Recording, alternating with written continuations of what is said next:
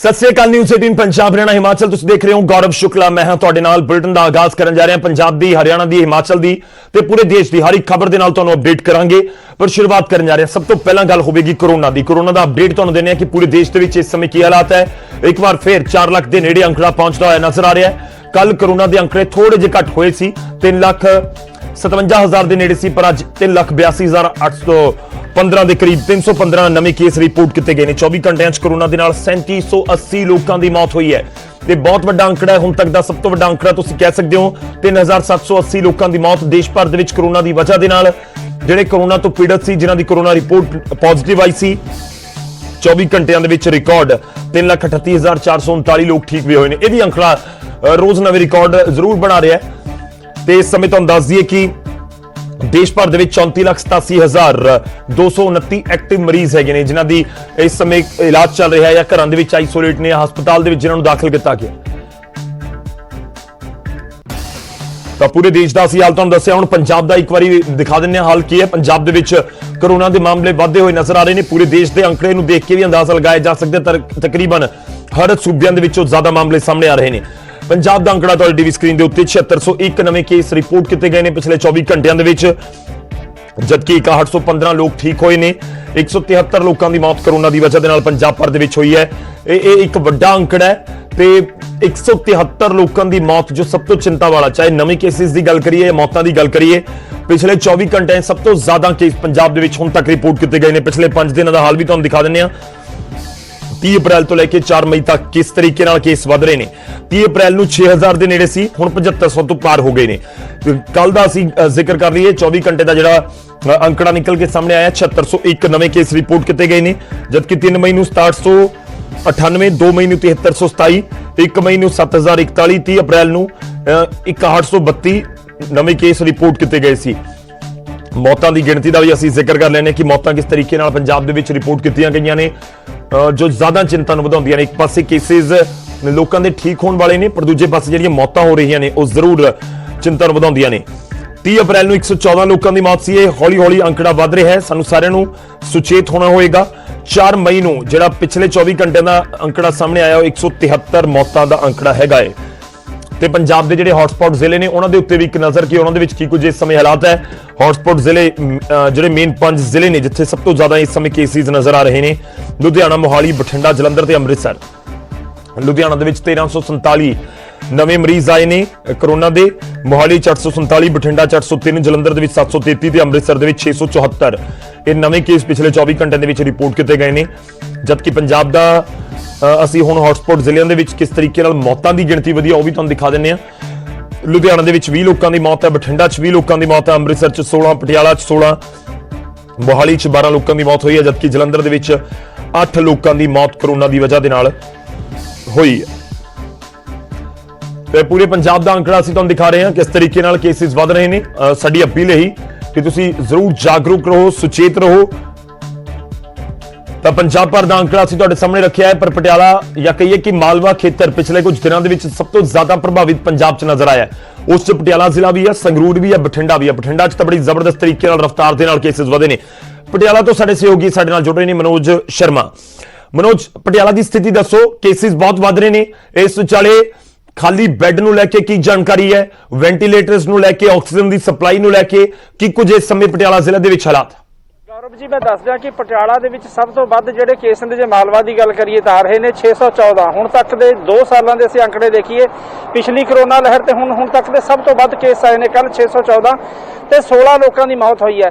यानी कि कुल मिला के जिहड़ा पटियाला का कोविड सेंटर उहदे विच 40 के करीब लोगों की मौत हुई है, क्योंकि 38 दोपहर तक आ गए सी आंकड़ा, ते जदों उदों 14 सी पटियाले दी, 2 वधे तो 40 हो गए ने। इस करके देखा जाए तो पहली गल यह कि पटियाला जिहड़ा मुख्य सेंटर हैगा लोगों की सुरक्षा वास्ते कोविड तो उहदे विच लगातार मरीजों की गिणती वध रही है। 856 के उपर जिहड़े बैड ने, चाहे L1 ने, माफ करना L2 ते L3, ਉਹਨਾਂ ਦੇ ਵਿੱਚ ਸੰਖਿਆ ਇਸ ਤਰ੍ਹਾਂ ਹੈਗੀ ਹੈ ਕਿ 2 ਨੰਬਰ ਦਾ ਜਿਹੜੀ ਸਟੇਜ ਹੈਗੀ ਹੈ ਉਹਦੇ ਵਾਸਤੇ ਹਜੇ ਫਿਲਹਾਲ ਜਿਹੜਾ ਪ੍ਰਸ਼ਾਸਨ ਹੈਗਾ ਉਹਦੇ ਵੱਲੋਂ ਪੂਰੇ ਇੰਤਜ਼ਾਮ ਨੇ। ਦੂਜੇ ਪਾਸੇ ਜਿਹੜੇ ਨਿੱਜੀ ਹਸਪਤਾਲ ਨੇ, ਨਿੱਜੀ ਹਸਪਤਾਲਾਂ ਦੇ ਵਿੱਚ ਲਗਭਗ ਪੂਰੇ ਹੋ ਚੁੱਕੇ ਨੇ। L2 ਤੇ L3 ਸਟੇਜ ਦੇ ਜਿੰਨੇ ਬੈੱਡ ਨੇ ਉਹ ਸਾਰੇ ਭਰੇ ਜਾ ਚੁੱਕੇ ਨੇ। ਇਸ ਕਰਕੇ ਹੁਣ ਸਾਰਾ ਜਿਹੜਾ ਦਾਰੋਮਦਾਰ ਹੈਗਾ ਜਾਂ ਸਾਰਾ ਬੋਝ ਹੈਗਾ ਉਹ ਕਰੋਨਾ ਕਾਲ ਦਾ ਰਜਿੰਦਰਾ ਹਸਪੀਟਲ ਦੇ ਉੱਪਰ ਹੈਗਾ, ਜਿਹੜਾ ਕੋਵਿਡ ਸੈਂਟਰ ਹੈਗਾ। ਕਿਉਂਕਿ ਇੱਥੇ ਇਕੱਲੇ ਪਟਿਆਲਾ ਦੇ ਨਹੀਂ ਹੈਗੇ ਬਲਕਿ ਦੂਜੇ ਜਿਹੜੇ ਜ਼ਿਲ੍ਹੇ ਨੇ ਉੱਥੋਂ ਵੀ ਜਿਹੜੇ ਮਰੀਜ਼ ਨੇ ਇੱਥੇ ਆ ਰਹੇ ਨੇ, ਤੇ ਨਾਲ ਹੀ ਜਿਹੜੇ ਨਾਲ ਦੇ ਸਟੇਟ ਨੇ ਉੱਥੋਂ ਵੀ ਇੱਥੇ ਮਰੀਜ਼ ਲਗਾਤਾਰ ਆ ਰਹੇ ਸੀਗੇ। ਤੇ ਹੁਣ ਇਹੀ ਗੱਲ ਹੈ ਕਿ ਜੇ ਲੋਕ ਗੰਭੀਰ ਨਹੀਂ ਹੋਣਗੇ ਇਸ ਗੱਲ ਪਿੱਛੇ, ਕਿਉਂਕਿ ਬੇਸ਼ੱਕ ਸਰਕਾਰ ਨੇ ਪਾਬੰਦੀਆਂ ਲਾਈਆਂ ਨੇ, ਪਰ ਪਟਿਆਲਾ ਦੀ ਜੇ ਗੱਲ ਕਰੀਏ ਤਾਂ ਪਟਿਆਲਾ ਦੇ ਵਿੱਚ ਜਿਹੜੇ ਲਗਾਤਾਰ ਮਾਮਲੇ ਆ ਰਹੇ ਨੇ ਉਹਨਾਂ ਦੇ ਵਿੱਚ ਕੋਈ ਕਮੀ ਨਹੀਂ ਹੈਗੀ ਹੈ। ਲਗਾਤਾਰ ਜਿਹੜੇ ਲੋਕ ਨੇ ਬਾਹਰ ਘੁੰਮਦੇ ਨੇ, ਕਿ ਦੁਕਾਨਾਂ ਬੇਸ਼ੱਕ ਬੰਦ ਨੇ ਪਰ ਲੋਕਾਂ ਦੀ ਜਿਹੜੀ ਆਵਾਜਾਈ ਹੈ ਉਹ ਸ਼ਾਮ ਦੇ ਸਮੇਂ ਬਹੁਤ ਹੁੰਦੀ ਹੈ। ਤੇ ਇਹੀ ਗੱਲ ਹੈ ਕਿ ਡਾਕਟਰਾਂ ਦਾ, ਮਾਹਰਾਂ ਦਾ ਇਹੀ ਮੰਨਣਾ ਹੈ ਕਿ ਲੋਕ ਜਿਹੜੇ ਘਰੋਂ ਬਾਹਰ ਨਿਕਲ ਤੋਂ ਨਹੀਂ ਹਟ ਰਹੇ। ਇਹੀ ਕਾਰਨ ਹੈ ਕਿ ਗੈਦਰਿੰਗ ਹੋ ਰਹੀ ਹੈ ਤੇ ਇਸੇ ਗੈਦਰਿੰਗ ਦੇ ਚਲਤੇ ਸੋਸ਼ਲ ਡਿਸਟੈਂਸਿੰਗ ਦਾ ਪਾਲਣ ਨਹੀਂ ਹੋ ਰਿਹਾ, ਲੋਕ ਮਾਸਕ ਨਹੀਂ ਲਾ ਰਹੇ। ਸ਼ਾਮ ਦੇ ਸਮੇਂ ਹਾਲਾਤ ਬਹੁਤ ਮਾੜੇ ਹੁੰਦੇ ਨੇ ਤੇ ਇਹੀ ਕਾਰਨ ਹੈ ਕਿ ਅਗਲੇ ਦਿਨ ਕੋਰੋਨਾ ਦੀ ਜਿਹੜੀ ਰਫ਼ਤਾਰ ਹੈ ਉਹ ਲਗਾਤਾਰ ਵੱਧ ਜਾਂਦੀ ਹੈ। ਜੀ ਸ਼ੁਕਰੀਆ ਮਨੋਜ, ਧੰਨਵਾਦ ਸਾਡੇ ਨਾਲ ਜੁੜਨ ਦੇ ਲਈ, ਇਸ ਪੂਰੀ ਗੱਲਬਾਤ ਦੇ ਲਈ। ਤਾਂ ਪਟਿਆਲਾ ਦੇ ਵਿੱਚ ਸਥਿਤੀ ਇਸ ਸਮੇਂ ਹੈ ਕਿਉਂਕਿ ਰਜਿੰਦਰਾ ਹਸਪਤਾਲ ਦੇ ਉੱਤੇ ਕਿਹਾ ਜਾਂਦਾ ਕਿ ਬਰਡਨ ਵੀ ਬਹੁਤ ਹੈ। ਸਿਰਫ ਪਟਿਆਲਾ ਦੇ ਵਿੱਚ ਪਟਿਆਲਾ ਜ਼ਿਲ੍ਹਾ ਦੇ ਕੇਸਿਸ ਨਹੀਂ ਬਲਕਿ ਹੋਰ ਵੀ ਕਈ ਥਾਵਾਂ ਤੋਂ ਰਜਿੰਦਰਾ ਹਸਪਤਾਲ ਦੇ ਵਿੱਚ ਰੈਫਰ ਕੀਤੇ ਜਾਂਦੇ ਨੇ। ਖੈਰ ਜੇ ਵੱਡਾ ਹਸਪਤਾਲ ਹੈ ਤਾਂ ਰੈਫਰ ਹੋਣਗੇ ਇਸ ਤਰੀਕੇ ਨਾਲ, ਚਾਹੇ ਚੰਡੀਗੜ੍ਹ PGI ਹੋਵੇ ਜਾਂ ਫਰੀਦਕੋਟ ਦਾ ਮੈਡੀਕਲ ਕਾਲਜ ਹੋਵੇ, ਤਾਂ ਜਿਹੜਾ ਚਾਹੇ ਉਹ ਅੰਮ੍ਰਿਤਸਰ ਦਾ ਹੋਵੇ ਜਾਂ ਲੁਧਿਆਣੇ ਦੇ ਹਸਪਤਾਲ ਹੋਣ, ਵੱਡੇ ਸ਼ਹਿਰਾਂ ਦੇ ਵਿੱਚ ਵੱਡੇ ਹਸਪਤਾਲ ਨੇ ਤਾਂ ਉੱਥੇ ਜ਼ਰੂਰ ਰੈਫਰ ਕੀਤਾ ਜਾਂਦਾ ਹੈ।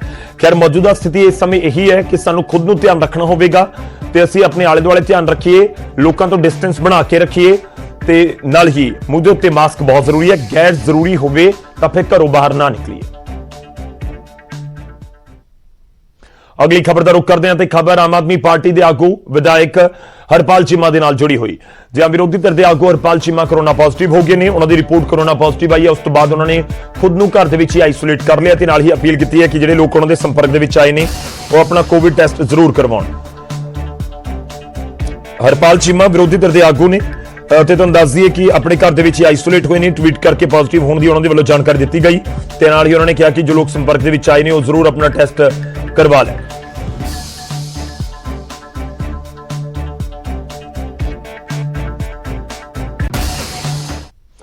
ਹੁਣ ਅਗਲੀ ਖਬਰ ਦਾ ਰੁਖ ਕਰਦੇ ਹਾਂ ਤੇ ਗੱਲ ਹੋਵੇਗੀ RT-PCR ਟੈਸਟ ਦੀ। ਕਿ RT-PCR ਟੈਸਟ ਵਾਰ-ਵਾਰ ਕਰਵਾਉਣ ਦੀ ਜ਼ਰੂਰਤ ਹੈ ਕਿ ਇੱਕ ਵਾਰ ਟੈਸਟ ਪੋਜ਼ਿਟਿਵ ਆ ਗਿਆ ਤਾਂ ਕਿ 15 ਦਿਨ ਬਾਅਦ ਦੁਬਾਰਾ ਟੈਸਟ ਅਸੀਂ ਕਰਵਾਈਏ।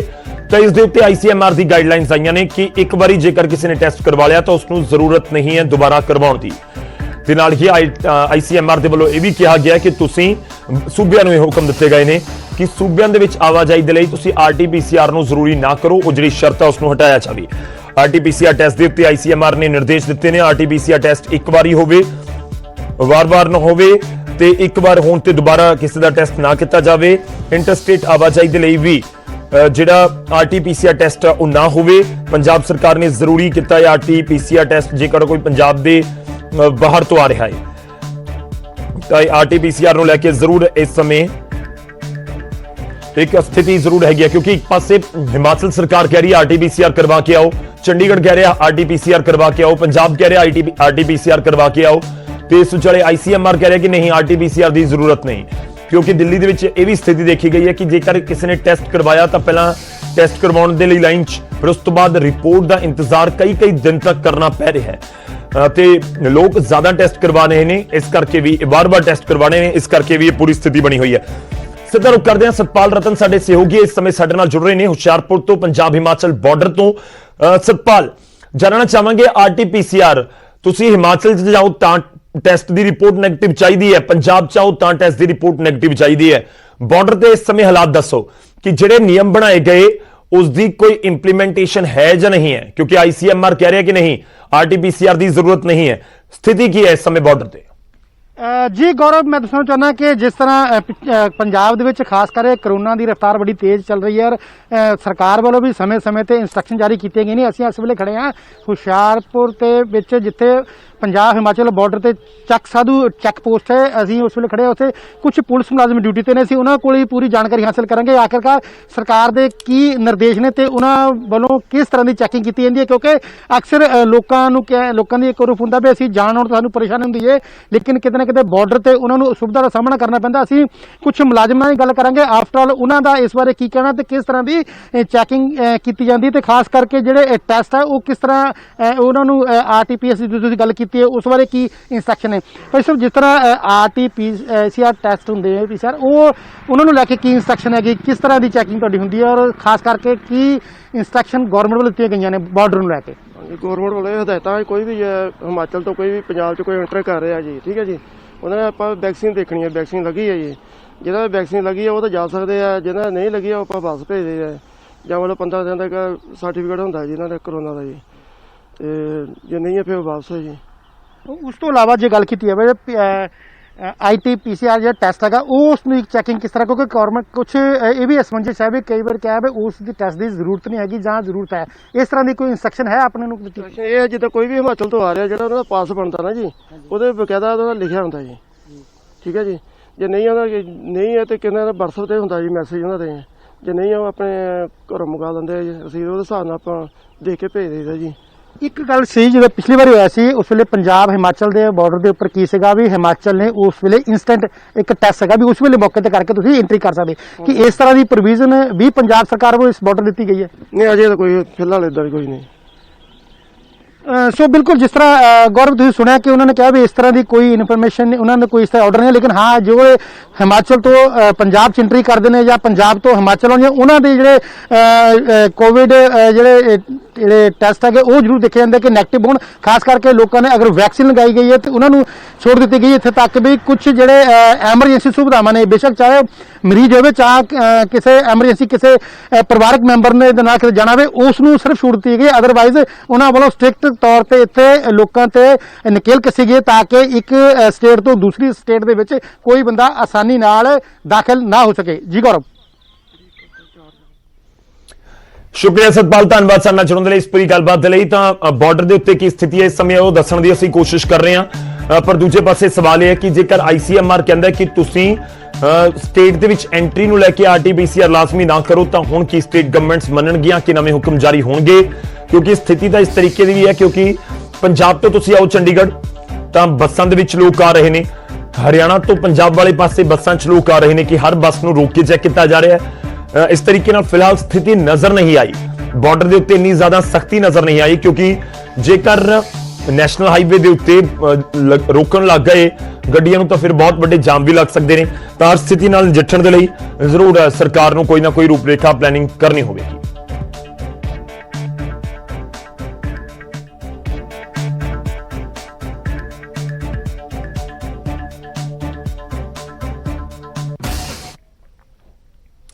ਹੁਣ ਅਗਲੀ ਖਬਰ ਦਾ ਰੁਖ ਕਰਦੇ ਹਾਂ।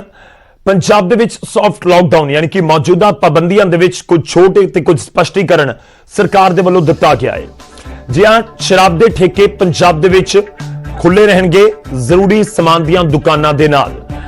ਪੰਜਾਬ ਸਰਕਾਰ ਦੇ ਵੱਲੋਂ ਸਪਸ਼ਟੀਕਰਨ ਦਿੱਤਾ ਗਿਆ ਹੈ ਤੇ ਸੋਮਵਾਰ ਤੋਂ ਸ਼ੁੱਕਰਵਾਰ ਸ਼ਾਮ 5 ਵਜੇ ਤੱਕ ਇਹ ਸ਼ਰਾਬ ਦੇ ਠੇਕੇ ਖੁੱਲੇ ਰਹਿਣਗੇ। ਪੰਜਾਬ ਦੇ ਵਿੱਚ 15 ਮਈ ਤੱਕ ਸੌਫਟ ਲਾਕਡਾਊਨ ਹੈ ਤੇ ਤੁਹਾਨੂੰ ਦੱਸ ਦਈਏ ਕਿ ਇਸ ਦੇ ਵਿੱਚ ਸਿਰਫ ਜ਼ਰੂਰੀ ਸਮਾਨ ਦੀਆਂ ਦੁਕਾਨਾਂ ਨੂੰ ਖੋਲਣ ਦੀ ਇਜਾਜ਼ਤ ਹੈ ਤੇ ਸ਼ਰਾਬ ਦੇ ਠੇਕਿਆਂ ਨੂੰ ਵੀ ਇਜਾਜ਼ਤ ਹੋਣ ਦੇ ਦਿੱਤੀ ਗਈ ਹੈ। ਖੈਰ, ਸ਼ਰਾਬ ਦੇ ਠੇਕੇ ਵੀ ਲੱਗ ਰਿਹਾ ਕਿ ਸਰਕਾਰ ਨੇ ਜ਼ਰੂਰੀ ਸਮਾਨ ਵਾਲੀਆਂ ਵਸਤੂਆਂ ਦੀ ਦੁਕਾਨਾਂ ਦੇ ਵਿੱਚ ਪਾ ਦਿੱਤੇ ਨੇ ਕਿ ਐਸੈਂਸ਼ੀਅਲ ਸਰਵਿਸਿਜ਼ ਹੈ। ਇਸ ਵਿਚਾਲੇ ਤੁਹਾਨੂੰ ਵੀ ਦੱਸ ਦਈਏ ਕਿ ਜਿਹੜਾ ਨਵਾਂ ਸਪਸ਼ਟੀਕਰਨ ਆਇਆ ਜਾਂ ਨਵੀਆਂ ਗਾਈਡਲਾਈਨਸ ਤੁਸੀਂ ਇੱਕ ਤਰੀਕੇ ਨਾਲ ਕਹਿ ਸਕਦੇ ਹੋ, ਉਸ ਦੇ ਵਿੱਚ ਸ਼ਰਾਬ ਦੇ ਠੇਕਿਆਂ ਨੂੰ ਛੋਟ, ਹਾਰਡਵੇਅਰ ਦੀਆਂ ਦੁਕਾਨਾਂ ਨੂੰ ਛੋਟ ਦੇ ਦਿੱਤੀ ਗਈ ਹੈ ਤੇ ਇਸ ਤੋਂ ਪਹਿਲਾਂ ਜਿਵੇਂ ਸੀ ਕਿ ਖੇਤੀਬਾੜੀ ਦੇ ਨਾਲ ਜੁੜੀਆਂ ਜਿਹੜੀਆਂ ਦੁਕਾਨਾਂ ਨੇ ਉਹਨਾਂ ਨੂੰ ਵੀ ਛੋਟ ਹੈ। ਕਰਿਆਨਾ, ਦੁੱਧ ਦੀਆਂ ਡੈਰੀਆਂ, ਸਬਜ਼ੀ ਦੀਆਂ ਦੁਕਾਨਾਂ, ਇਹਨਾਂ ਸਾਰਿਆਂ ਨੂੰ ਛੋਟ ਹੈਗੀ ਹੈ। ਪਿੱਛੇ ਜ਼ਿਆਦਾ ਤਾਂ ਕਾਰੋਬਾਰ ਨਹੀਂ ਬਚੇ ਪਰ ਅਜੇ ਵੀ ਬਹੁਤ ਵੱਡੀ ਗਿਣਤੀ 'ਚ ਹੈ, ਕਿਉਂਕਿ ਜਿਹੜੇ ਕੱਪੜੇ ਦੇ ਸ਼ੋਰੂਮ ਨੇ, ਇਲੈਕਟ੍ਰੋਨਿਕ ਦੀਆਂ ਦੁਕਾਨਾਂ ਨੇ, ਚਾਹੇ ਜੁਐਲਰੀ ਦੇ ਸ਼ੋਰੂਮ ਹੋਣ, ਇਹ ਸਾਰੇ ਬੰਦ ਨੇ ਤਾਂ ਉਹਨਾਂ ਨੂੰ ਤਾਂ ਫਿਲਹਾਲ ਖੋਲਣ ਦੀ ਇਜਾਜ਼ਤ ਸਰਕਾਰ ਨੇ ਨਹੀਂ ਦਿੱਤੀ ਹੈ।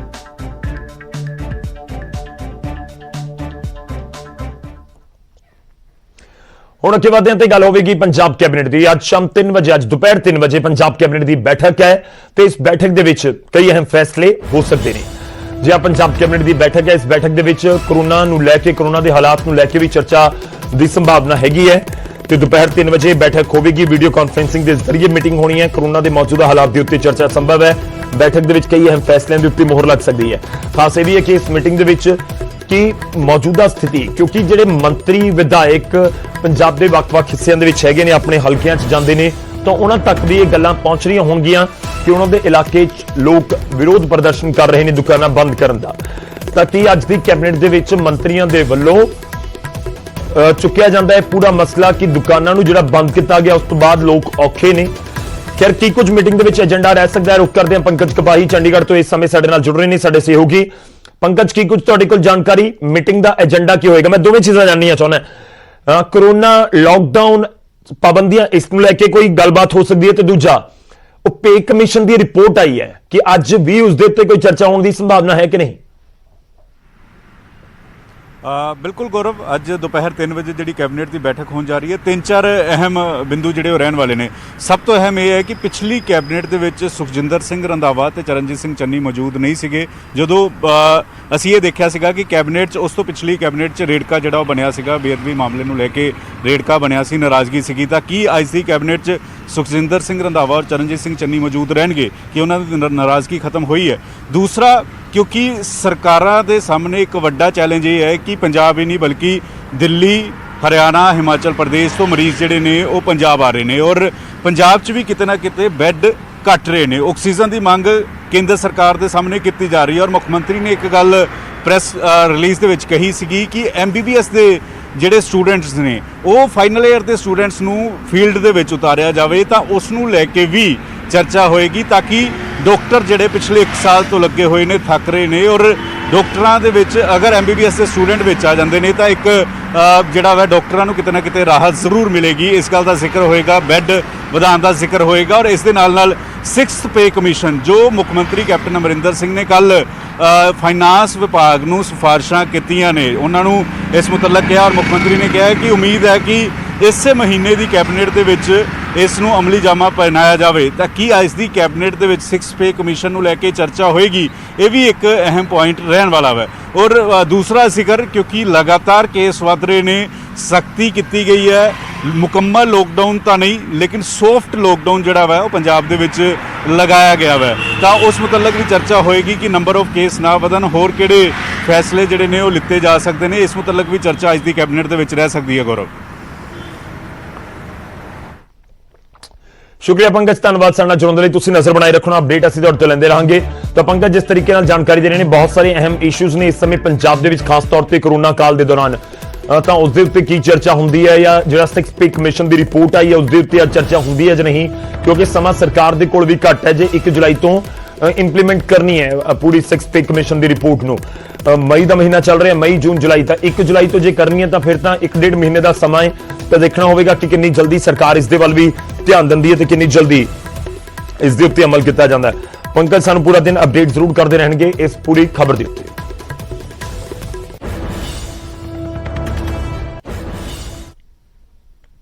ਹੁਣ ਅਗਲੀ ਖਬਰ ਦਾ ਰੁਖ ਕਰਦੇ ਹਾਂ ਤੇ ਗੱਲ ਹੋਵੇਗੀ ਆਕਸੀਜਨ ਦੀ। ਜੀ ਆਕਸੀਜਨ ਦੀ ਸਪਲਾਈ ਨੂੰ ਲੈ ਕੇ ਜੋ ਰੇੜਕਾ ਇਸ ਸਮੇਂ ਨਜ਼ਰ ਆ ਰਿਹਾ ਹੈ, ਉਸ ਦੇ ਉੱਤੇ ਅੱਜ ਹਾਈ ਕੋਰਟ ਦੇ ਵਿੱਚ, ਦਿੱਲੀ ਹਾਈ ਕੋਰਟ ਦੇ ਵਿੱਚ ਇੱਕ ਵਾਰ ਫਿਰ ਤੋਂ ਸੁਣਵਾਈ ਹੋਣੀ ਹੈ। ਬਹੁਤ ਸਖਤ ਤਲਖ ਟਿੱਪਣੀਆਂ ਅਦਾਲਤ ਦੇ ਵੱਲੋਂ ਇੱਕ ਦਿਨ ਪਹਿਲਾਂ ਕੀਤੀਆਂ ਗਈਆਂ ਸੀ ਤੇ ਅੱਜ ਇੱਕ ਵਾਰ ਫਿਰ ਤੋਂ ਇਸ ਪੂਰੇ ਮੁੱਦੇ ਉੱਤੇ ਅਹਿਮ ਸੁਣਵਾਈ ਹੋਣ ਜਾ ਰਹੀ ਹੈ। ਆਕਸੀਜਨ ਕਮੀ ਦੇ ਉੱਤੇ ਦਿੱਲੀ ਹਾਈ ਕੋਰਟ ਦੇ ਵਿੱਚ ਅੱਜ ਮੁੜ ਤੋਂ ਸੁਣਵਾਈ ਹੈ। ਕੇਂਦਰ ਸਰਕਾਰ ਦਾਖਲ ਜਵਾਬ ਆਪਣਾ ਕਰੇਗੀ। ਅਦਾਲਤ ਨੇ ਸੀਨੀਅਰ ਅਧਿਕਾਰੀਆਂ ਨੂੰ ਮੌਜੂਦ ਰਹਿਣ ਦੇ ਲਈ ਕਿਹਾ ਸੀ। ਹਾਈ ਕੋਰਟ ਨੇ ਕੱਲ ਕੇਂਦਰ ਤੇ ਸਖਤ ਤਲਖ ਟਿੱਪਣੀਆਂ ਕੀਤੀਆਂ ਸੀ। ਦਿੱਲੀ ਹਾਈ ਕੋਰਟ ਨੇ ਕੇਂਦਰ ਨੂੰ ਸਖਤ ਚੇਤਾਵਨੀ ਦਿੱਤੀ ਸੀ। ਹਾਈ ਕੋਰਟ ਸੁਪਰੀਮ ਕੋਰਟ ਦੇ ਹੁਕਮਾਂ ਦਾ ਪਾਲਣ ਨਾ ਕਰਨ ਦੇ ਉੱਤੇ ਕਿਉਂ ਨਾ ਕਾਰਵਾਈ ਹੋਵੇ, ਜ਼ਿਕਰ ਕੀਤਾ ਗਿਆ ਸੀ। ਤੇ ਤੁਹਾਨੂੰ ਦੱਸ ਦਈਏ ਕਿ ਕੇਂਦਰ ਦੇ ਖਿਲਾਫ ਅਦਾਲਤੀ ਮਾਣਹਾਨੀ ਦੀ ਕਾਰਵਾਈ ਕਿਉਂ ਨਾ ਹੋਵੇ, ਇੱਥੋਂ ਤੱਕ ਸਵਾਲ ਪੁੱਛਿਆ ਗਿਆ ਸੀ। ਦਿੱਲੀ ਨੂੰ ਰੋਜ਼ਾਨਾ 700 ਮੀਟ੍ਰਿਕ ਟਨ ਆਕਸੀਜਨ ਸਪਲਾਈ ਯਕੀਨੀ ਹੋਵੇ, ਲੋਕਾਂ ਦੇ ਮਰਨ ਤੇ ਕੇਂਦਰ ਅੱਖਾਂ ਬੰਦ ਕਰ ਲਵੇ, ਅਸੀਂ ਨਹੀਂ ਕਰਾਂਗੇ। ਇਹ ਕੱਲ ਦੀਆਂ ਟਿੱਪਣੀਆਂ ਨੇ, ਤੁਸੀਂ ਸ਼ਹਿਰ ਦਾ ਹਾਲ ਅੱਖੀ ਦੇਖ ਸਕਦੇ ਹੋ। ਇਹ ਕੱਲ ਦੀ ਟਿੱਪਣੀਆਂ ਜਿਸ ਦੇ ਵਿੱਚ ਝਾੜ ਪਾਉਂਦੀ ਹੋਈ ਅਦਾਲਤ ਨਜ਼ਰ ਆਈ ਸੀ ਕੇਂਦਰ ਦੀ ਸਰਕਾਰ ਨੂੰ। ਅੱਜ ਮੁੜ ਤੋਂ ਇੱਕ ਵਾਰ ਸੁਣਵਾਈ ਹੈ, ਤਾਂ ਅੱਜ ਇੱਕ ਵਾਰ ਫਿਰ ਤੋਂ ਸੁਣਵਾਈ ਹੈ। ਦੇਖਣਾ ਹੋਵੇਗਾ ਸੁਣਵਾਈ 'ਚ ਕੀ ਕੁਝ ਹੁੰਦਾ। ਹੋਰ ਜਾਣਕਾਰੀ ਦੇ ਲਈ ਸਿੱਧਾ ਰੁਖ ਕਰਦੇ हैं ਸਾਡੇ सहयोगी इस समय ਸਾਡੇ ਨਾਲ दिल्ली तो जुड़ रहे हैं सुशील पांडे। सुशील, क्या कुछ जानकारी आपके पास, क्योंकि कल बहुत तल्ख टिप्पणियां थी अदालत की, और आज क्या कुछ अदालत की सुनवाई के दौरान अहम बिंदु रह सकते हैं?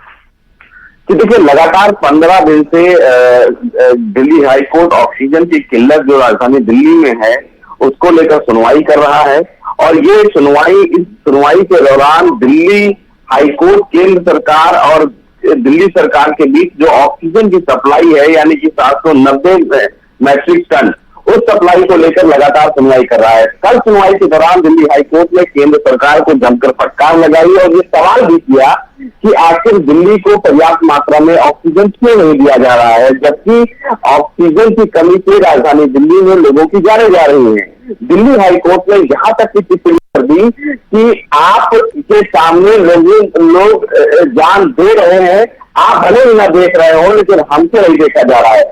इस प्रकार की तर्क टिप्पणियां हो रही हैं और दिल्ली हाईकोर्ट ने इस मामले की सुनवाई के दौरान कल फिलहाल एक अवमानना नोटिस भी जारी किया है केंद्र सरकार को और ये पूछा है कि आपके अधिकारियों के खिलाफ अवमानना का मुकदमा क्यों न चलाया जाए, जबकि सुप्रीम कोर्ट ने भी दिल्ली सरकार को पर्याप्त मात्रा में ऑक्सीजन देने की जब आदेश दे रखी है, तो फिर केंद्र सरकार दिल्ली को पर्याप्त मात्रा में ऑक्सीजन क्यों नहीं मुहैया करा रहा है।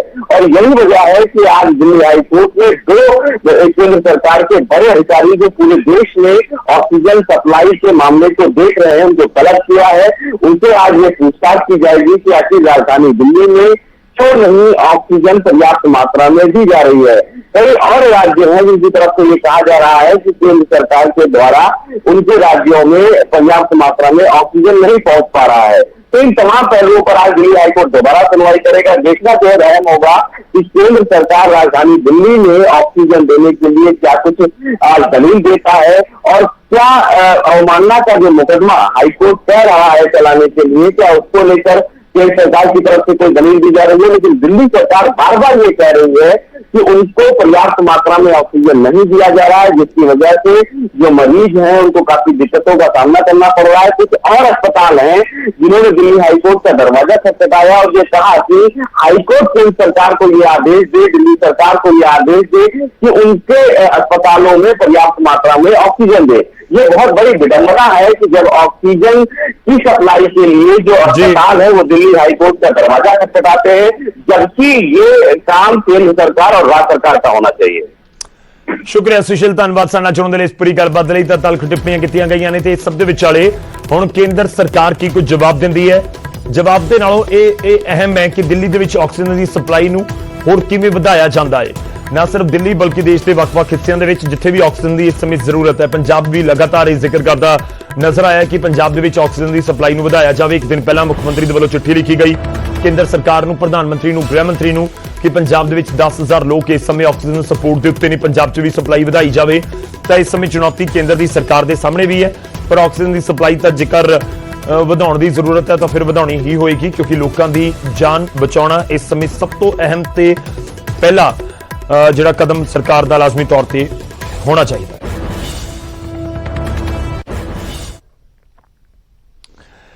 ਤਾਂ ਦੇਸ਼ ਦੇ ਵੱਖ-ਵੱਖ ਸੂਬਿਆਂ ਦੇ ਵਿੱਚ ਮਿਨੀ ਲਾਕਡਾਊਨ ਦਾ ਇਸ ਸਮੇਂ ਜ਼ਿਕਰ ਹੋ ਰਿਹਾ ਹੈ, ਸੌਫਟ ਲਾਕਡਾਊਨ। ਜਿਸ ਤਰੀਕੇ ਨਾਲ ਪੰਜਾਬ ਦੇ ਵਿੱਚ ਪਾਬੰਦੀਆਂ ਲੱਗੀਆਂ ਨੇ ਤੇ ਕਈ ਥਾਵਾਂ ਦੇ ਉੱਤੇ ਤਾਂ ਮੁਕੰਮਲ ਤੌਰ ਦੇ ਉੱਤੇ ਲਾਕਡਾਊਨ ਵੀ ਹੈ ਤੇ ਇਸ ਵਜ੍ਹਾ ਦੇ ਨਾਲ ਜਿੱਥੇ ਕਾਰੋਬਾਰੀ ਪਰੇਸ਼ਾਨ ਨੇ ਤਾਂ ਉੱਥੇ ਹੀ ਸਭ ਤੋਂ ਵੱਧ ਡਰ ਸਤਾ ਰਿਹਾ ਹੈ ਉਹਨਾਂ ਪ੍ਰਵਾਸੀ ਮਜ਼ਦੂਰਾਂ ਨੂੰ, ਜਿਨ੍ਹਾਂ ਨੂੰ ਆਪਣਾ ਕੰਮਕਾਜ ਖੁੱਜਣ ਦਾ ਵੀ ਡਰ ਹੈ।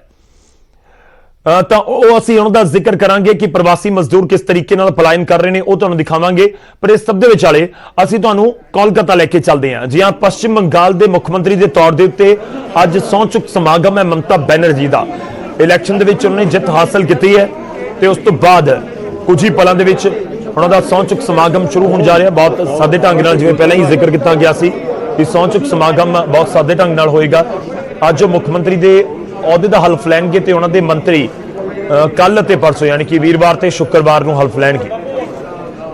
ਤਾਂ ਮਮਤਾ ਬੈਨਰਜੀ ਉੱਥੇ ਪਹੁੰਚ ਚੁੱਕੇ ਨੇ, ਉਹਨਾਂ ਦੇ ਵੱਲੋਂ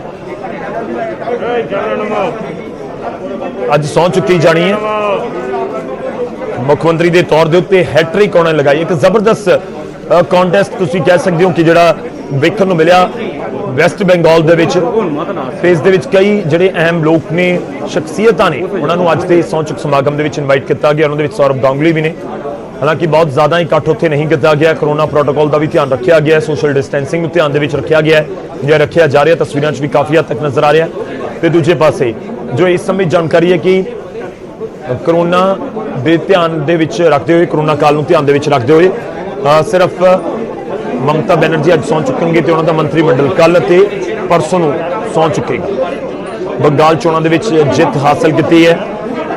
ਇੱਕ ਪਾਸੇ ਬੀਜੇਪੀ ਦੇ ਨਾਲ ਮੁਕਾਬਲਾ ਸੀ, ਬਾਕੀ ਪਾਰਟੀਆਂ ਲੈਫਟ ਦੇ ਨਾਲ ਵੀ ਲਾਜ਼ਮੀ ਤੌਰ ਤੇ ਮੁਕਾਬਲਾ ਸੀ, ਪਰ ਬੀਜੇਪੀ ਵਰਸਸ TMC ਇਹ ਜ਼ਬਰਦਸਤ ਮੁਕਾਬਲਾ ਚੋਣਾਂ ਦੇ ਵਿੱਚ ਕਿਹਾ ਗਿਆ। ਦੋਵੇਂ ਪਾਰਟੀਆਂ ਨੇ ਪੂਰੀ ਤਾਕਤ ਲਗਾਈ, ਇਸ ਕਰਕੇ ਦਿਲਚਸਪ ਵੀ ਹੋਈਆਂ ਚੋਣਾਂ। ਤੇ ਪਿਛਲੇ 48 ਘੰਟਿਆਂ 'ਚ ਇਲੈਕਸ਼ਨ ਤੋਂ ਬਾਅਦ ਕੁਝ ਜਿਹੜੀਆਂ ਉੱਥੋਂ ਹਿੰਸਕ ਝੜਪ ਦੀਆਂ ਖਬਰਾਂ ਸਾਹਮਣੇ ਆਈਆਂ ਨੇ, ਉਸਨੇ ਵੀ ਚਿੰਤਾ ਨੂੰ ਵਧਾਇਆ। ਖੈਰ ਸਭ ਦੇ ਵਿਚਾਲੇ ਮਮਤਾ ਬੈਨਰਜੀ ਨੇ ਸਹੁੰ ਚੁੱਕਣ ਤੋਂ ਪਹਿਲਾਂ ਵੀ ਇਹ ਜ਼ਿਕਰ ਕੀਤਾ ਸੀ ਕਿ ਹੁਣ ਉਹਨਾਂ ਦਾ ਫਸਟ ਫੋਕਸ ਰਹੇਗਾ ਕਰੋਨਾ ਦੇ ਉੱਤੇ, ਤਾਂ ਕਿ ਕੇਸਿਸ ਨੂੰ ਘੱਟ ਕੀਤਾ ਜਾ ਸਕੇ।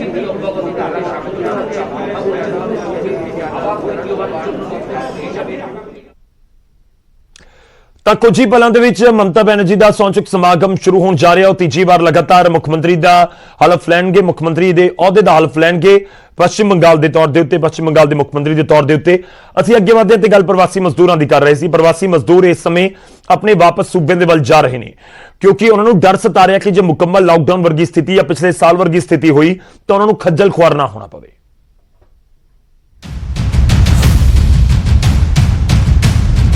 ਇਹ ਤਸਵੀਰ ਆਪਣੇ ਆਪ ਦੇ ਵਿੱਚ ਬਹੁਤ ਕੁਝ ਬਿਆਨ ਕਰ ਰਹੀ ਹੈ।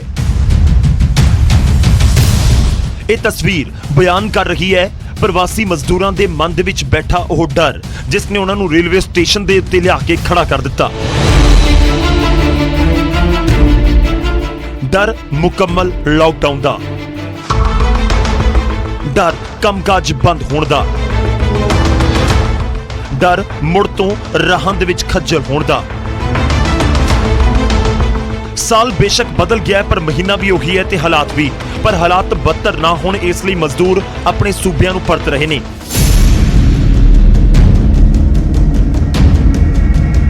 ਬੇਸ਼ੱਕ ਅਜੇ ਮਿੰਨੀ ਲਾਕਡਾਊਨ ਹੈ ਪਰ ਕੰਮਕਾਜ ਪ੍ਰਭਾਵਿਤ ਹੋ ਰਿਹਾ ਹੈ ਤੇ ਇਸ ਲਈ ਮਜ਼ਦੂਰਾਂ ਨੇ ਸਮੇਂ ਸਿਰ ਹੀ ਰਵਾਨਗੀ ਕਰ ਦਿੱਤੀ ਹੈ। ਮਜ਼ਦੂਰ ਕਹਿ ਰਹੇ ਨੇ ਕਿ ਉਹ ਨਹੀਂ ਚਾਹੁੰਦੇ ਕਿ ਹਾਲਾਤ ਪਿਛਲੀ ਵਾਰ ਦੀ ਤਰ੍ਹਾਂ ਬਣਨ, ਇਸ ਲਈ ਉਹ ਆਪਣੇ ਘਰਾਂ ਨੂੰ ਪਰਤ ਰਹੇ ਨੇ। पिछली बार लॉकडाउन लग गया था, काफ़ी परेशानी हो गया था। हो ना सके इस बार भी लग जाए, उसी लिए जा रहे हैं।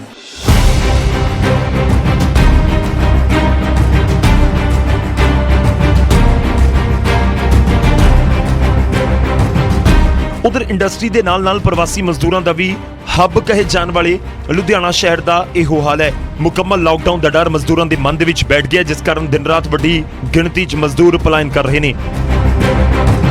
क्या करेंगे, यहाँ काम नहीं चलता है, फंसे थे हम, बच्चे बाहर बम्बई में है मेरा, उधर भी परेशान है, तो इसीलिए सोचे कि जब काम नहीं चल रहा है, कंपनी सब काम बंद है। क्या कारण है जो काम नहीं चल रहा? काम लॉकडाउन, और क्या, कोई नहीं रखता, डर से बोले काम पे रखेंगे, बीमारी है, अभी सब जा रहा है, तुम भी चले जाओ, इसीलिए हम भी सोचे चलो टिकट बना लिए हैं तो जा रहे हैं घूम फिर। कहीं डर सता रहा है आपको भी लॉकडाउन लग जाएगा पंजाब में? पंजाब में हाँ लॉकडाउन तो लगा है ही, और क्या डरना क्या, लॉकडाउन तो है ही है लगा हुआ, यही सब परेशानी है और क्या। ਉਧਰ ਇਸੇ ਨੂੰ ਦੇਖਦਿਆਂ ਲੁਧਿਆਣਾ ਬੀਜੇਪੀ ਨੇ ਇੱਕ ਨਵੀਂ ਪਹਿਲ ਕੀਤੀ। ਬੀਜੇਪੀ ਵਰਕਰ ਮਜ਼ਦੂਰਾਂ ਨੂੰ ਗੁਲਾਬ ਦਾ ਫੁੱਲ ਦੇ ਕੇ ਸੁਨੇਹਾ ਦੇ ਰਹੇ ਨੇ ਕਿ ਉਹ ਉਹਨਾਂ ਦੇ ਨਾਲ ਨੇ।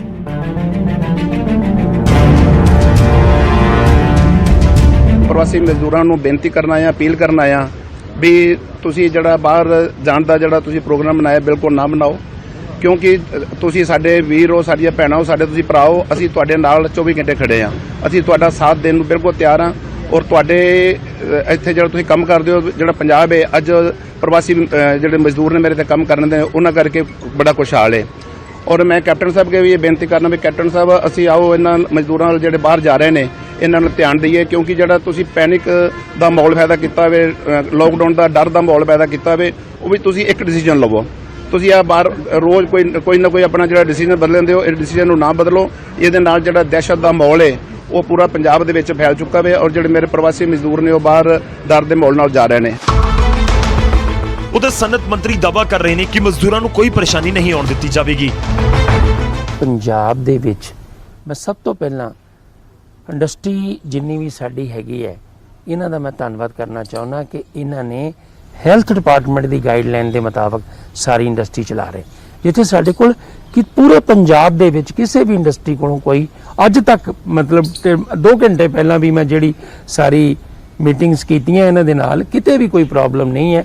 ਜਿਹੜੇ ਸਾਡੇ ਅਤਿਥੀ ਨੇ ਜਿਨ੍ਹਾਂ ਨੂੰ ਤੁਸੀਂ ਮਾਰਕੀਟ ਲੇਬਰ ਕਹਿੰਦੇ ਹੋ ਉਹ ਵੀ ਪ੍ਰੋਪਰ ਸਾਡੀ ਇੰਡਸਟਰੀ 'ਚ ਕੰਮ ਕਰ ਰਹੀ ਹੈ। ਥੋੜੀ ਬਹੁਤੀ ਜਿਹੜੀ ਲੇਬਰ ਜਾਣਦੀਆਂ ਜਾਂ ਤੁਹਾਡੇ ਟੀਵੀ ਵਗੈਰਾ ਦਿਖਾ ਰਹੇ ਨੇ ਉਹ ਜਿਹੜੇ ਵਾਢੀ ਬੁੱਢੀ ਕਰਨ ਵਾਲੇ ਸੀਗੇ ਉਹ ਸੀ, ਅਜੇ ਤੱਕ ਕੋਈ ਗੱਲ ਨਹੀਂ। ਜ਼ਿਕਰ ਖਾਸ ਹੈ ਕਿ ਪਿਛਲੇ ਸਾਲ ਮਜ਼ਦੂਰਾਂ ਦੇ ਪਲਾਇਨ ਦੀਆਂ ਜੋ ਤਸਵੀਰਾਂ ਸਾਹਮਣੇ ਆਈਆਂ ਸਨ ਉਸਨੇ ਦੇਸ਼ ਦੀ ਕੁਝ ਹੋਰ ਹੀ ਤਸਵੀਰ ਪੇਸ਼ ਕੀਤੀ ਸੀ। ਕੋਈ ਪੈਦਲ ਤਾਂ ਕੋਈ ਸਾਈਕਲ ਤੇ ਸੈਂਕੜੇ ਕਿਲੋਮੀਟਰ ਸਫ਼ਰ ਤੈਅ ਕਰ ਆਪਣੇ ਘਰ ਪਹੁੰਚਿਆ, ਕਈਆਂ ਦੀ ਜਾਨ ਚਲੀ ਗਈ। ਇਸ ਲਈ ਦੁਬਾਰਾ ਉਹ ਹਾਲਾਤ ਨਾ ਬਣਨ ਮਜ਼ਦੂਰ ਇਸ ਵਾਰ ਪਹਿਲਾਂ ਹੀ ਆਪਣੇ ਘਰਾਂ ਨੂੰ ਪਰਤ ਰਹੇ ਨੇ। ਜਲੰਧਰ ਤੋਂ ਸੁਰਿੰਦਰ ਕੰਬੋਜ ਤੇ ਲੁਧਿਆਣਾ ਤੋਂ ਰੋਹਿਤ ਗੌੜ, ਨਿਊਜ਼ 18 ਪੰਜਾਬ।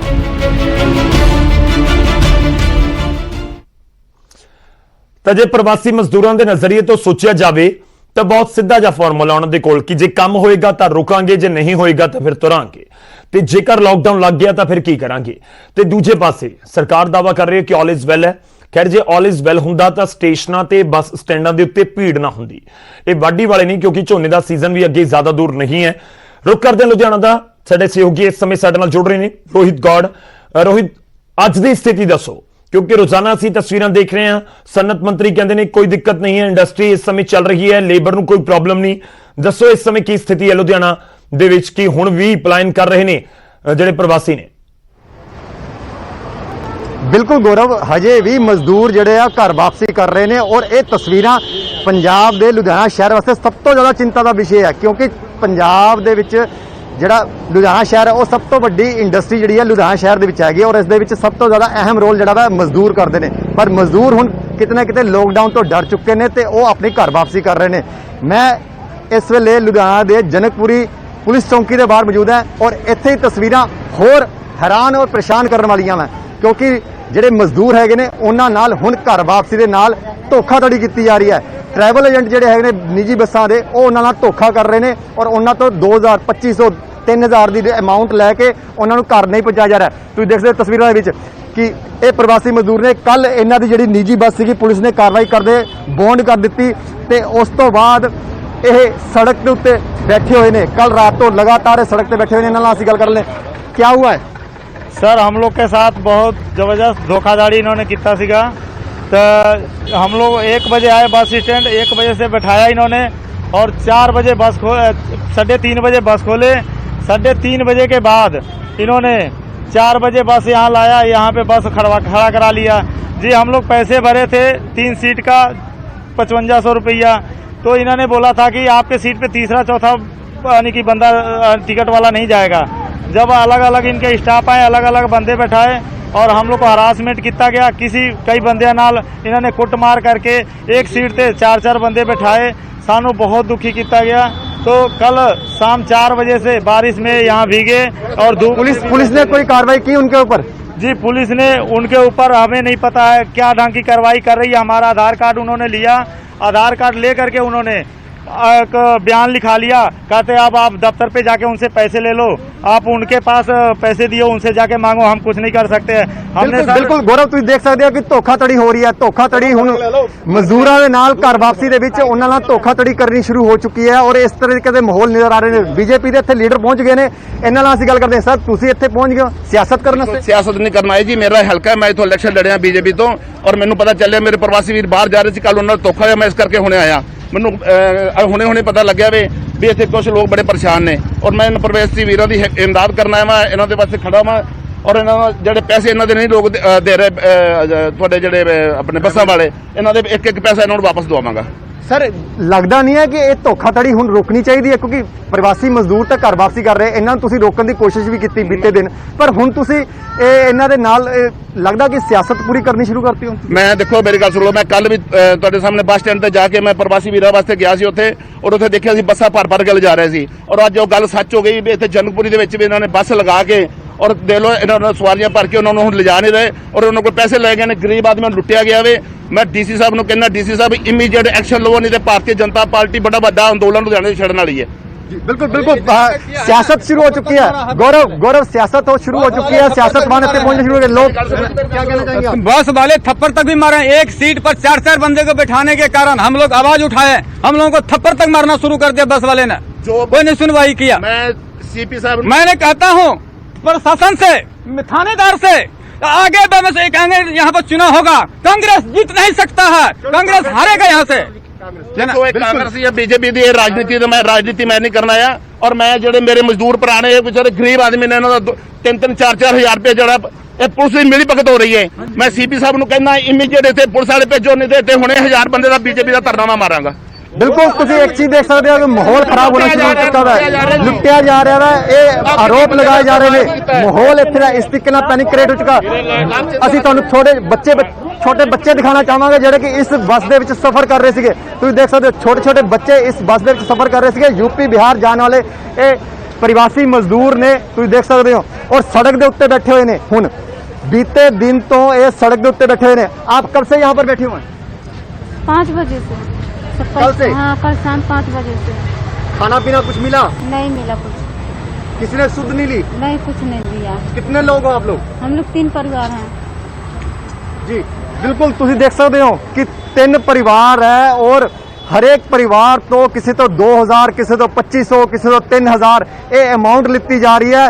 और कल रात तो ये परिवार इतने सड़क पे बैठे हुए ने, ਜਿਹੜੇ बीजेपी के लीडर है ने वो इतने पहुंचे हुए ने। ਅਸੀਂ तमाम और तस्वीरें दिखाने की कोशिश कर रहे हैं जिन्हों ਨੂੰ ਹੁਣ दिखाना जरूरी है। पिछले साल भी ये तस्वीरें निकल के सामने आईਆਂ ਸੀ, पिछले साल भी ये पैनिक क्रिएट होया ਸੀ ਤੇ उस ਵੇਲੇ पंजाब सरकार ने और सरकारां ने यह वादा किया ਸੀ कि ये तस्वीर और ये सिचुएशन नहीं क्रिएट होने दी जाऊगी। पर ये तस्वीरें हुण दोबारा फिर आ रही ने और इस चीज़ ਨੂੰ संभालण की जरूरत है, इस चीज़ ਨੂੰ समझण की जरूरत है। प्रवासी मजदूर डरिया होया है और उस डरे होए ਨੂੰ होर डरा के रोहित पुलिस है उत्थे, तो पैसे लुटे जा रहे हैं। रोहित पुलिस है उत्थे, पुलिस दिख रही है कितने आसपास? गौरव मैं ਤੁਹਾਨੂੰ बिल्कुल एक चीज होर चीज ਤੁਹਾਨੂੰ दिखाना चाहूंगा कि पुलिस मैं जिथे ਅਸੀਂ कवरेज कर रहे हैं पुलिस चौकी बिल्कुल सामने है, बिल्कुल सामने पुलिस चौकी और पुलिस का कोई भी नुमाइंदा इत्थे नहीं पहुंचा। पुलिस का कहना है कि ਅਸੀਂ ਜਿਹੜੀ ਬੱਸ ਦੇ ਉੱਤੇ ਬੰਦੀ ਕਾਰਵਾਈ ਸੀ ਉਹ ਅਸੀਂ ਕਰ ਦਿੱਤੀ ਹੈ, पर हाल ਦੀ ਫਿਲਹਾਲ ਜਿਹੜੇ ਪ੍ਰਵਾਸੀ ਮਜ਼ਦੂਰ ਹੈਗੇ ਉਹਨਾਂ ਦੇ ਪੈਸੇ ਜਿਹੜੇ ਘਰ ਵਾਪਸੀ ਕਰ ਰਹੇ ਸੀ ਉਹਨਾਂ ਦੇ ਪੈਸੇ ਜਿਹੜੇ ਲੁੱਟੇ ਜਾ ਚੁੱਕੇ ਨੇ ਉਹਨਾਂ ਨੂੰ ਉਹ चीज के बारे क्लियर नहीं किया जा रहा है। आज कल हम लोग रूम पे 6 बजे निकले हुए हैं, सुबह का 6 बजे, रात को कोई नहीं पूछा खाने पीने का, यहाँ रहने का, बारिश में हम लोग भीज कर यहाँ जनकपुर में बैठे हुए हैं, कोई नहीं पूछने आया। नहीं, आपकी बस कहाँ से निकली थी? लुधियाना बस अड्डा से। राष्ट्रीय बस अड्डा ब्रिज के नीचे से लुधियाना से। नहीं, यहाँ पर कैसे पहुँचे? इधर से ब्रिज से आ रहा था, हम लोग निकल गया था यहाँ पर स्टॉप है जी, वो अपने स्टॉप पे बंदे चारी गए, हम लोग को पता नहीं था अलग-अलग दलाल रखे हैं। अलग-अलग इन्हां दा दलाल है मोरे, अलग-अलग स्टॉप है, अलग-अलग बंदे सेट किया होया इन्हां सी। इन्होंने कहा सी थानू अपने सीट से बैठा के आराम नाल ले जावांगे। इन्होंने 160 नहीं यार 110 बंदे का गिनती हुआ जी टोटल, और तो छोड़ दिया है। एक बस में 110 बंदे जबरन बैठाया इन्होंने बंदियां नु सीट देते हुए के बाद इन्होंने बोला कि थानू बढ़िया से ले जावांगे। इन्होंने रास्ते में रोके जबरन बंदे बैठाए, जबरन बैठाए और डंडियां मार के बंदियां दे जो बस थी वो यहाँ पर कैसे पहुंची? यहाँ से बैठाया गया था आपको? चला करके जी उन्होंने चला के लाया। इन्होंने बोले कि आप इधरों निकल लेना हैगा, सीधा सवारी उठाना है 2-4। उन्होंने 2-4 सानू सवारियां चौकी के बाहर से भी सवारी उठाई है उन्होंने। हाँ, पुलिस चौकी के जस्ट 200 मीटर अगे और ट्रांसफार्म के कोलों इन्होंने सवारियां बिठाइया। उथों आए तो पुलिस वाले ने घेर लिया, घेर करके सानू उतार लिया। इन्होंने ये नहीं देखा कि जिथे बस खड़ी सी असी उथे वहां जा करके बस स्टैंड जा करके हम लोग इनको बोला कि भाई साहब आप इतने बस सवारी क्यों बैठा कर ले जा रहे हो? जब हम लोग को परेशान करना था इन्होंने तो वहीं उतार देना था, हमारा पैसा नहीं खराब होता। जब हम लोग वहाँ बैठ गए तो यहाँ घेर करके इन्होंने सारे सवारी को उतारा। लेने के बाद पैसा बैग रखने का पैसा अलग से लिया कंडक्टर खलासी ने। डंडा भी मारा सर। हम लोग को ये रिक्वेस्ट है यहाँ के डीएम से और एसपी से कि हम लोग का पैसा रिटर्न करावे।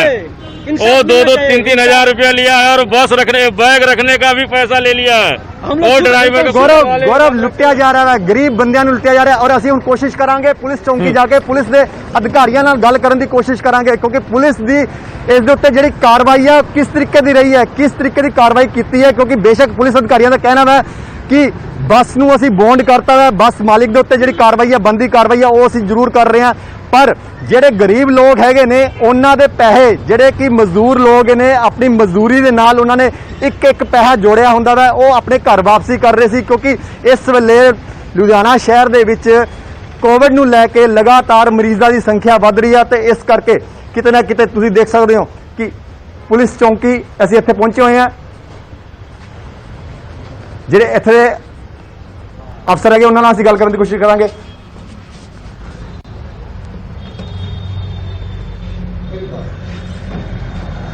सर सर सर कोई पार्टी नहीं है जी वाइट हाउस से बाहर लग सर ਅਸੀਂ ਸਰ ਅਸੀਂ ਸਿਰਫ ਜਾਣਨਾ ਚਾਹੁੰਦੇ ਹਾਂ ਅਸੀਂ ਸਿਰਫ ਜਿਹੜੀ ਚੀਜ਼ ਜਾਣਨੀ ਹੈ ਨਾ ਤੁਸੀਂ ਸਾਡੇ ਅਫਸਰਾਂ ਦੇ ਕੋਲ ਜਾ ਕੇ ਗੱਲ ਕਰ ਸਕਦੇ ਹੋ ਮੈਂ ਬਾਈਟ ਨਹੀਂ ਦੇ ਸਕਦਾ ਸੌਰੀ ਨਹੀਂ ਸਰ ਕੀ ਕਾਰਵਾਈ ਕੀਤੀ ਗੌਰਵ ਤੁਸੀਂ ਦੇਖ ਸਕਦੇ ਹੋ ਕਿ ਪੁਲਿਸ ਕਿਸੇ ਵੀ ਤਰੀਕੇ ਦੀ ਕੋਈ ਵੀ ਕਾਰਵਾਈ ਦੇ ਬਾਰੇ ਕੁਝ ਨਹੀਂ ਦੱਸ ਰਹੀ ਹੈ ਔਰ ਇੱਥੋਂ ਸਾਫ਼ ਜ਼ਾਹਿਰ ਹੋ ਰਿਹਾ ਹੈ ਕਿ ਪੁਲਿਸ ਦੀ ਮਿਲੀ ਭਗਤ ਹੈ ਪੁਲਿਸ ਕਿਤੇ ਨਾ ਕਿਤੇ ਇਹਨਾਂ ਏਜੰਟਾਂ ਦੇ ਨਾਲ ਮਿਲੀ ਹੋਈ ਹੈ ਔਰ ਇਸ ਕਰਕੇ ਹੀ ਕਿਤੇ ਨਾ ਕਿਤੇ ਇਹਨਾਂ ਉੱਤੇ ਜਿਹੜੀ ਬੰਦੀ ਕਾਰਵਾਈ ਹੈ ਸਿਰਫ ਖਾਨਾ ਪੂਰਤੀ ਕੀਤੀ ਜਾਂਦੀ ਹੈ ਪਰ ਖਾਨਾ ਪੂਰਤੀ ਦੇ ਤੌਰ ਦੇ ਉੱਤੇ ਜਿਹੜੇ ਗਰੀਬ ਲੋਕ ਨੇ ਜਿਨ੍ਹਾਂ ਨੂੰ ਲੁੱਟਿਆ ਜਾ ਰਿਹਾ ਹੈ ਉਹਨਾਂ ਨੂੰ ਪੈਸੇ ਕਿਵੇਂ ਦਿਵਾਉਣਗੇ ਕਿਵੇਂ ਮਿਲਣਗੇ ਮਜ਼ਦੂਰ ਹੈ ਇੱਕ ਰੁਪਏ ਜੋੜ ਕੇ ਉਸਨੇ ਪੈਸਾ ਜੋੜ ਕੇ ਉਹ ਆਪਣੇ ਘਰ ਵਾਪਸੀ ਕਰ ਰਿਹਾ ਸੀਗਾ ਪਰ ਉਹਨਾਂ ਨੂੰ ਪੈਸੇ ਨਹੀਂ ਦਿੱਤੇ ਜਾ ਰਹੇ ਹੈ ਔਰ ਸਿਆਸਤਵਾਨ ਸਿਆਸਤ ਕਰਨ ਵਾਸਤੇ ਇੱਥੇ ਪਹੁੰਚ ਜਾਂਦੇ ਨੇ ਸਿਆਸਤ ਕਰਦੇ ਨੇ ਪਰ ਪੈਸੇ ਕੌਣ ਦਵਾਊਗਾ ਇਹ ਸਵਾਲ ਹੈ ਧੋਖਾਧੜੀ ਹੁਣ ਡਰੇ ਹੋਏ ਮਜ਼ਦੂਰ ਡਰੇ ਹੋਏ ਲੋਕ ਉਹਨਾਂ ਨੂੰ ਕਿਵੇਂ ਉਹਨਾਂ ਨੂੰ ਪੈਸੇ ਦਵਾਏ ਜਾਣਗੇ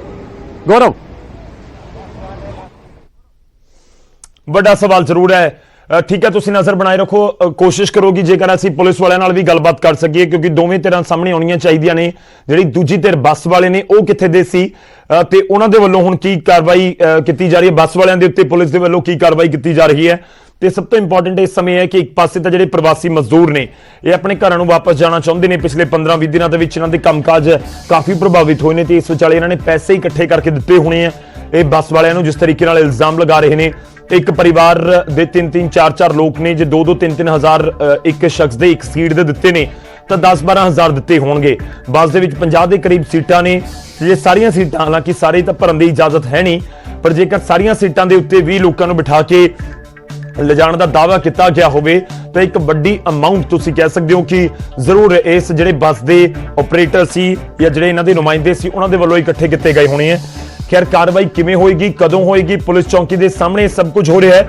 ਤੇ ਪੁਲਿਸ ਵਾਲੇ ਬੋਲਣ ਨੂੰ ਕੁਝ ਤਿਆਰ ਨਹੀਂ ਇਹ ਵੀ ਇੱਕ ਜ਼ਰੂਰ ਵੱਡਾ ਸਵਾਲ ਹੈ ਉਮੀਦ ਕਰਾਂਗੇ ਕਿ ਲੁਧਿਆਣਾ ਦੇ ਵੱਡੇ ਅਫਸਰ ਸਾਹਮਣੇ ਆਉਣ ਉਹ ਆ ਕੇ ਦੇਖਣ ਕਿ ਪੂਰਾ ਮਾਮਲਾ ਕੀ ਹੈ ਗਰੀਬਾਂ ਦੇ ਨਾਲ ਜੁੜਿਆ ਹੋਇਆ ਹੈ ਤੇ ਇਸ ਸਮੇਂ ਦੇ ਵਿੱਚ ਆਪਾਂ ਆਕਸੀਜਨ ਬਾਰੇ ਸੋਚ ਰਹੇ ਹਾਂ ਆਪਾਂ ਵੈਂਟੀਲੇਟਰ ਦਾ ਜ਼ਿਕਰ ਕਰ ਰਹੇ ਹਾਂ ਹਸਪਤਾਲਾਂ ਦੇ ਬੈੱਡਾਂ ਦਾ ਜ਼ਿਕਰ ਕਰ ਰਹੇ ਹਾਂ ਸੋਸ਼ਲ ਡਿਸਟੈਂਸਿੰਗ ਮਾਸਕ ਦਾ ਜ਼ਿਕਰ ਕਰ ਰਹੇ ਹਾਂ ਪਰ ਇਸ ਵਿਚਾਲੇ ਇਹਨਾਂ ਲੋਕਾਂ ਦਾ ਵੀ ਧਿਆਨ ਰੱਖਣਾ ਬਹੁਤ ਜ਼ਰੂਰੀ ਹੈ ਪ੍ਰਸ਼ਾਸਨ ਦੇ ਵੱਲੋਂ ਤਾਂ ਕਿ ਇਹਨਾਂ ਨੂੰ ਵੀ ਦਿੱਕਤ ਨਾ ਹੋਵੇ ਇਹ ਕਮਾ ਕੇ ਖਾਣ ਵਾਲੇ ਲੋਕ ਨੇ ਸਵੇਰੇ ਦਿਹਾੜੀ ਲਗਾਉਂਦੇ ਨੇ ਤੇ ਤਾਂ ਸ਼ਾਮ ਨੂੰ ਜਾ ਕੇ ਇਹਨਾਂ ਦੇ ਘਰ ਰੋਟੀ ਪੱਕਦੀ ਹੈ ਅਸੀਂ ਸਾਰੇ ਜਾਣਦੇ ਹਾਂ ਤੇ ਹੁਣ ਜਦੋਂ ਇਹਨਾਂ ਨੂੰ ਵਾਪਸ ਜਾਣਾ ਪੈ ਰਿਹਾ ਜਿਹੜੀ ਇਹਨਾਂ ਦੀ ਮਿਹਨਤ ਦੀ ਕਮਾਈ ਜਿਹੜੀ ਮਹਿੰਗਾਈ ਦੇ ਦੌਰ ਦੇ ਵਿੱਚ ਇਹਨਾਂ ਨੇ ਮਿਹਨਤ ਦੇ ਨਾਲ ਆਪਣੇ ਪੈਸੇ ਕਮਾਏ ਉਹ ਦਿੱਤੇ ਇਹਨਾਂ ਨੇ ਬੱਸਾਂ ਵਾਲਿਆਂ ਨੂੰ ਸ਼ੁਕਰੀਆ ਧੰਨਵਾਦ ਸਾਡੇ ਨਾਲ ਜੁੜਨ ਦੇ ਲਈ ਰੋਹਿਤ ਤੁਹਾਡਾ ਤੁਸੀਂ ਨਜ਼ਰ ਬਣਾਏ ਰੱਖੋ ਅਪਡੇਟ ਲਵਾਂਗੇ ਅੱਗੇ ਵੀ ਤੁਹਾਡੇ ਤੋਂ ਕਿ ਆਖਿਰ ਇਸ ਸਮੇਂ ਲੁਧਿਆਣਾ ਦੇ ਵਿੱਚ ਸਥਿਤੀ ਕੀ ਹੈ ਨਾ ਸਿਰਫ ਲੁਧਿਆਣਾ 'ਚ ਬਲਕਿ ਅਸੀਂ ਕੋਸ਼ਿਸ਼ ਕਰਾਂਗੇ ਕਿ ਪੰਜਾਬ ਦੇ ਵੱਖ-ਵੱਖ ਹਿੱਸਿਆਂ ਦੇ ਵਿੱਚ ਵੀ ਅਸੀਂ ਤੁਹਾਡੇ ਤੱਕ ਜਾਣਕਾਰੀ ਪਹੁੰਚਾਈਏ ਜੇਕਰ ਤੁਹਾਡੇ ਇਲਾਕੇ ਦੇ ਵਿੱਚ ਵੀ ਕੁਝ ਇਸ ਤਰੀਕੇ ਨਾਲ ਇਸ ਸਮੇਂ ਹੋ ਰਿਹਾ ਹੈ ਤਾਂ ਜ਼ਰੂਰ ਸਾਨੂੰ ਸੋਸ਼ਲ ਸਾਈਟਸ ਦੇ ਜ਼ਰੀਏ ਸਾਡੇ ਤੱਕ ਜਾਣਕਾਰੀ ਪਹੁੰਚਾਓ ਅਸੀਂ ਕੋਸ਼ਿਸ਼ ਕਰਾਂਗੇ ਕਿ ਉਸ ਵਾਲੇ ਪਾਸੇ ਅਸੀਂ ਆਪਣੇ ਨੁਮਾਇੰਦਿਆਂ ਨੂੰ ਭੇਜੀਏ ਤੇ ਉੱਥੋਂ ਵੀ ਪੂਰੀ ਰਿਪੋਰਟ ਤੁਹਾਡੇ ਤੱਕ ਪਹੁੰਚਾਉਣ ਦੀ ਕੋਸ਼ਿਸ਼ ਕਰੀਏ ਅਸੀਂ ਇੱਕ ਵਾਰ ਫਿਰ ਤੋਂ ਰੁਕ ਕਰਦੇ ਹਾਂ ਹੁਣ ਵੈਸਟ ਬੰਗਾਲ ਦਾ ਜਿੱਥੇ ਮਮਤਾ ਬੈਨਰਜੀ ਦਾ ਸਹੁੰ ਚੁੱਕ ਸਮਾਗਮ ਸ਼ੁਰੂ ਹੋਣ ਜਾ ਰਿਹਾ ਕੁਝ ਹੀ ਪਲਾਂ ਦੇ ਵਿੱਚ ਉਹ ਮੁੱਖ ਮੰਤਰੀ ਦੇ ਅਹੁਦੇ ਦੀ ਸਹੁੰ ਚੁੱਕਣਗੇ ਤੀਜੀ ਵਾਰ ਮੁੱਖ ਮੰਤਰੀ ਦੇ ਅਹੁਦੇ ਦੀ ਸਹੁੰ ਚੁੱਕਣ ਜਾ ਰਹੇ ਨੇ ਇੱਕ ਸਾਦਾ ਸਮਾਗਮ ਕੀਤਾ ਜਾ ਰਿਹਾ ਹੈ ਤੇ ਮਮਤਾ ਬੈਨਰਜੀ ਆਲਰੇਡੀ ਉੱਥੇ ਪਹੁੰਚ ਚੁੱਕੇ ਨੇ ਤੇ ਉੱਥੇ ਦੀਆਂ ਤਸਵੀਰਾਂ ਤੁਹਾਨੂੰ ਦਿਖਾ ਰਹੇ ਹਾਂ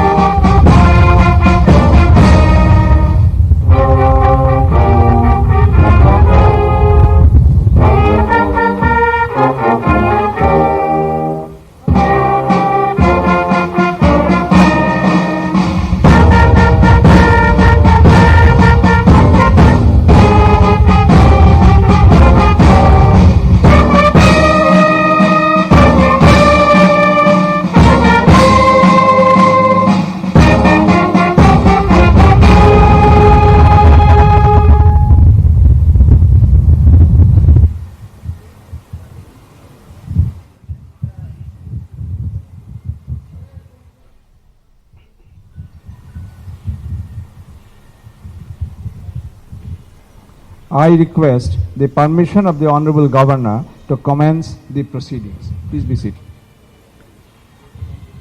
With your permission, sir, I may now read the order of appointment of the Honorable Chief Minister. Governor of West Bengal, 5th May 2021. Minister of the State of West Bengal, Jagdeep Dhankhar. May I now request Honorable Mamata Banerjee to take oath before the Honorable Governor.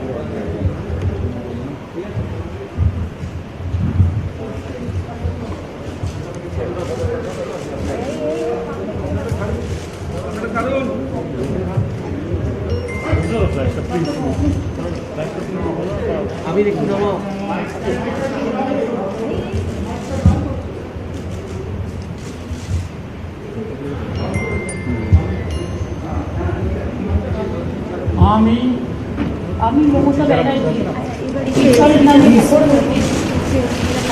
এই বিধি দ্বারা স্থাপিত ভারতের সংবিধানের প্রতি আমি অকৃত্রিম নিষ্ঠা ও আনুগত্য পোষণ করিব।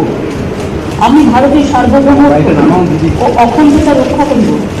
পশ্চিমবঙ্গ রাজ্যে মুখ্যমন্ত্রী রূপে আমার কর্তব্যসমূহ নিষ্ঠাপূর্বক এবং বিবেকসম্মতভাবে নির্বাহ করিব এবং ভয় বা পক্ষপাত প্রীতি বা বিদ্বেষ রহিত হইয়া সকল শ্রেণীর জনগণের প্রতি সংবিধান ও বিধি অনুসারে ন্যায়াচরণ করিব।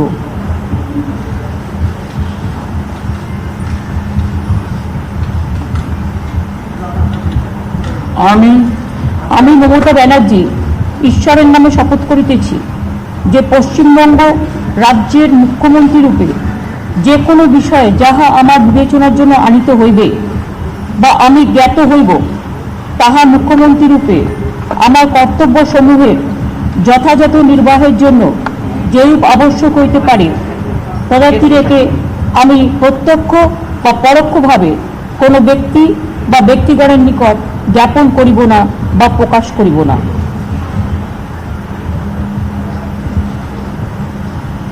Now I can go to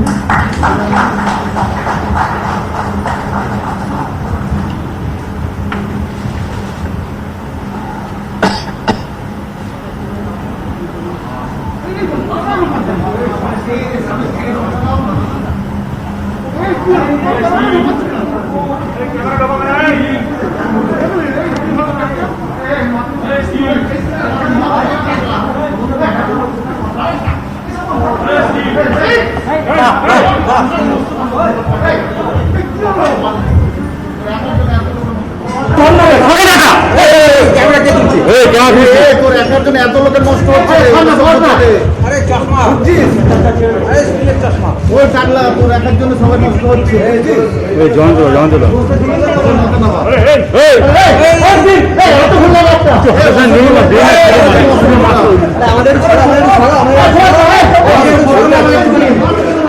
আমাদের ছাড়ো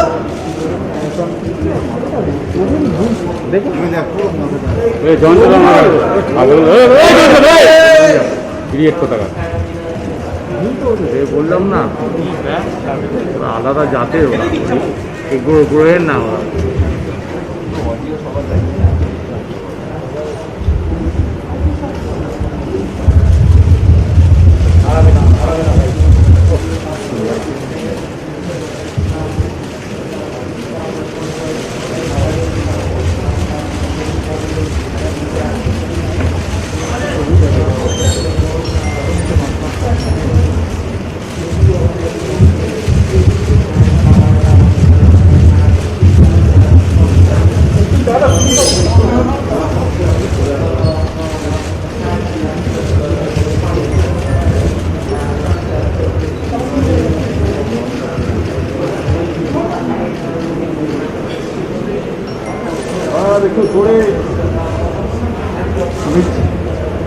With your permission, sir, the proceedings may now be closed. All are requested to rise for the national anthem.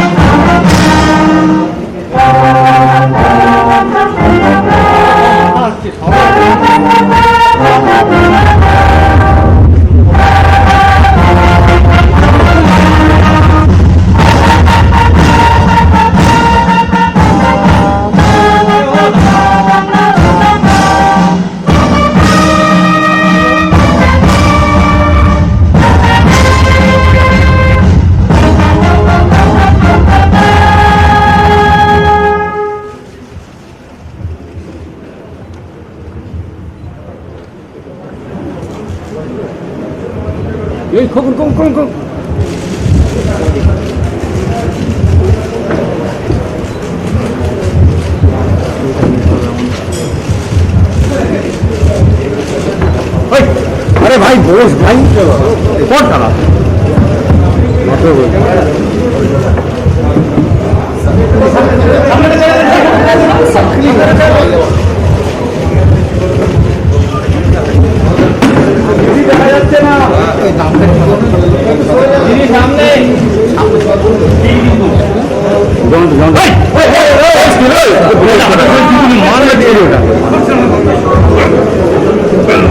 भाई टमाटर की बात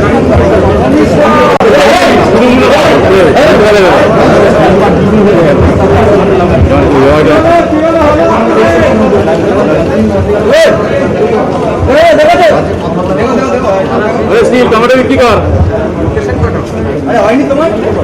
दोनों হবে না আরে না পারলে টমেটো কি কর না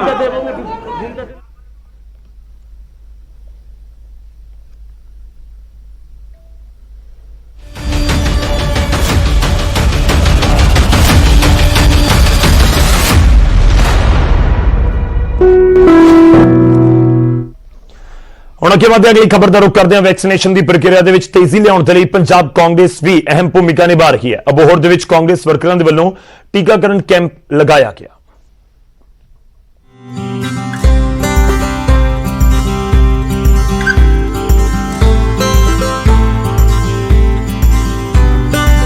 कोरोना महामारी ਨੂੰ ਮਾਤ ਦੇਣ ਦੇ ਲਈ ਦੇਸ਼ ਭਰ 'ਚ ਵੈਕਸੀਨੇਸ਼ਨ ਦੀ ਪ੍ਰਕਿਰਿਆ ਜ਼ੋਰਾਂ ਤੇ ਹੈ।